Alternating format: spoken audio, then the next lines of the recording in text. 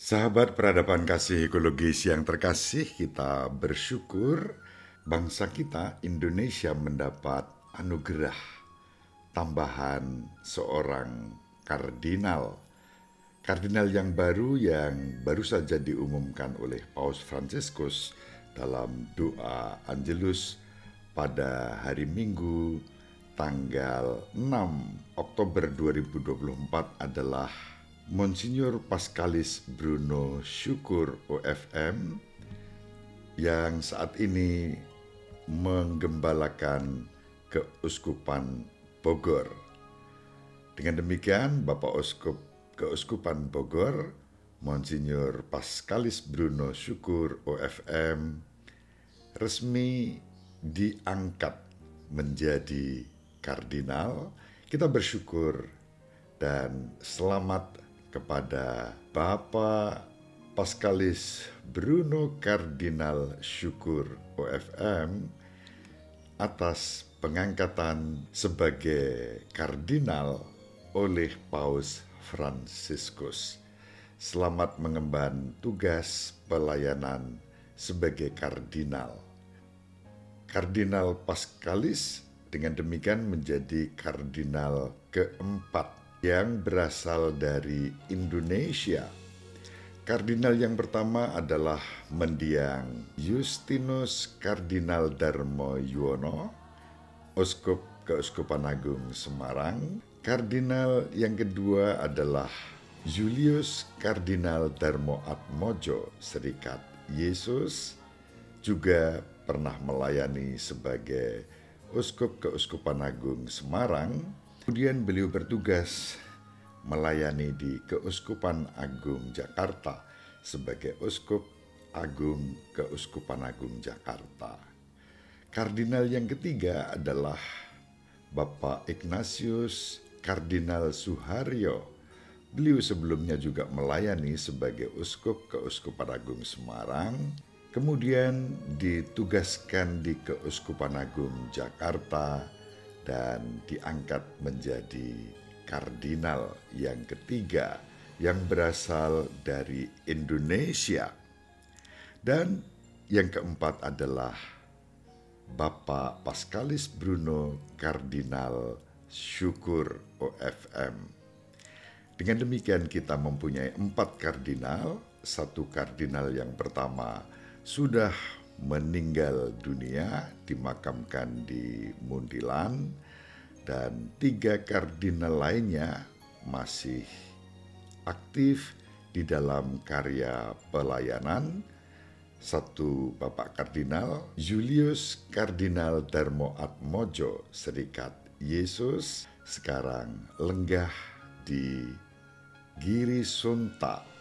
Setiap bulan beliau menulis di majalah Inspirasi dalam kolom Suara Bapak Kardinal.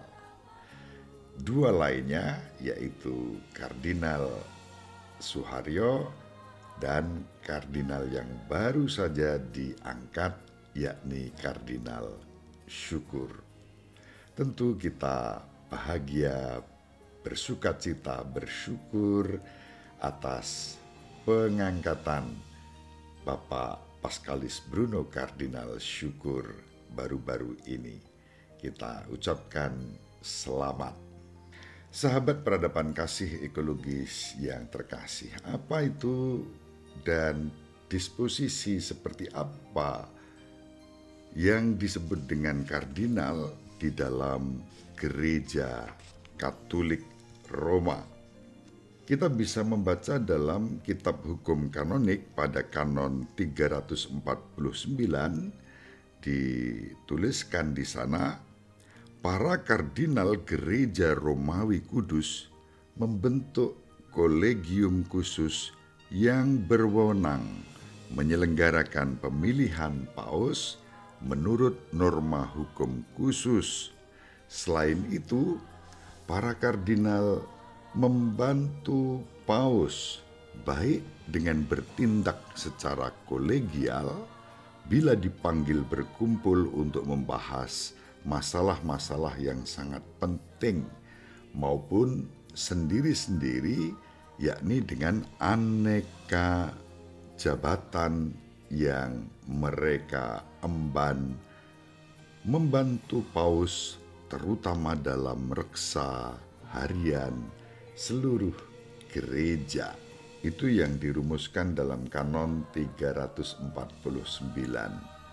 Selanjutnya pada kanon 350 paragraf yang pertama dijelaskan kolegium kardinal dibagi menjadi 3 tingkatan episkopal yang terdiri dari para kardinal yang oleh paus diberi gelar gereja suburbikaris dan juga patriark gereja timur yang diangkat ke dalam kolegium kardinal presbiteral dan diakonal. Dalam paragraf yang kedua dijelaskan, para kardinal tingkat presbiteral dan diakonal masing-masing oleh paus diberi gelar atau diakonia di Roma. Selanjutnya pada paragraf 3 kanon 350 dijelaskan para patriark gereja timur yang diangkat ke dalam kolegium kardinal mempunyai tahta patriarkalnya masing-masing gelar. Lalu pada paragraf kelima dijelaskan kardinal dekan mempunyai keuskupan Ostia sebagai gelar bersama dengan gelar gereja lain yang sudah dipunyainya. Pada paragraf yang kelima dijelaskan melalui opsi yang dilakukan dalam konsistori dan disetujui oleh paus dengan mengindahkan urutan tahbisan dan pengangkatan, dapatlah para kardinal dari tingkat presbiteral pindah ke gelar lain dan para kardinal dari tingkat diakonal ke diakonia lain. Dan bila sudah genap 10 tahun berada dalam tingkat diakonal, juga ke tingkat presbiteral. Pada paragraf yang ke-6 dijelaskan kardinal dari tingkat diakonal yang pindah lewat opsi ke tingkat presbiteral mendapat urutan mendahului semua kardinal presbiteral yang diangkat menjadi kardinal sesudahnya. Nah, pada kanon 351 paragraf 1 dijelaskan yang diangkat menjadi kardinal adalah para laki-laki yang dipilih dengan bebas oleh paus sekurang-kurangnya sudah ditahbiskan presbiterat, ditahbiskan menjadi seorang imam, unggul dalam ajaran, moral, kesalehan, dan juga arif dalam bertindak. Mereka yang belum uskup harus menerima konsekrasi episkopal. Lalu yang terpenting, memiliki keunggulan dalam ajaran, moral, kesalehan, dan juga arif dalam bertindak. Kita bersyukur para kardinal yang dianugerahkan kepada kita, khususnya yang berasal dari Indonesia, memiliki kualifikasi seperti itu. Dalam kanon 351 paragraf 2 dikatakan para kardinal diangkat oleh paus dengan dekret yang diumumkan di hadapan kolegium kardinal.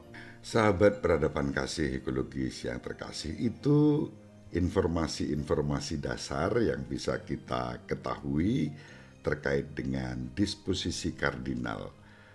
Penjelasan-penjelasan lebih lanjut dapat dibaca di dalam kanon dari kanon 349 sampai kanon 359. Sahabat peradaban kasih ekologis yang terkasih, itu sekilas tentang kardinal sebagaimana dijelaskan di dalam kitab hukum kanonik. Perlu kita ketahui juga bahwa para kardinal yang usianya belum genap 80 tahun itu memiliki hak untuk memilih dan dipilih menjadi paus apabila terjadi tahta lowong tingkat apostolik kepausan. Misalnya, paus mengundurkan diri atau paus meninggal dunia, terjadi sede vacante atau tahta lowong, dan para kardinal berkumpul untuk memilih paus yang baru yang dilaksanakan di dalam konklav. Sekarang ini setidaknya terdapat 120 kardinal yang aktif untuk dapat melakukan konklav atau pemilihan seorang paus apabila terjadi tahta lowong, dan sekali lagi maksimum batas usianya adalah di bawah 80 tahun. Demikian informasi sekilas, seraya bersyukur atas pengangkatan kardinal yang baru, yaitu Bapak Paskalis Bruno Kardinal Syukur. Terima kasih, semoga bermanfaat untuk kita semua. Tetap semangat tanpa sambat, selalu bahagia, kebahagiaan yang bersumber dari Tuhan Allah kita. Salve, shalom, salam sejahtera, berkah dalam. Sahabat peradaban kasih yang terkasih, sampai jumpa pada episode berikutnya. Terima kasih atas kebersamaan kita. Salam peradaban kasih ekologis, berkah dalam.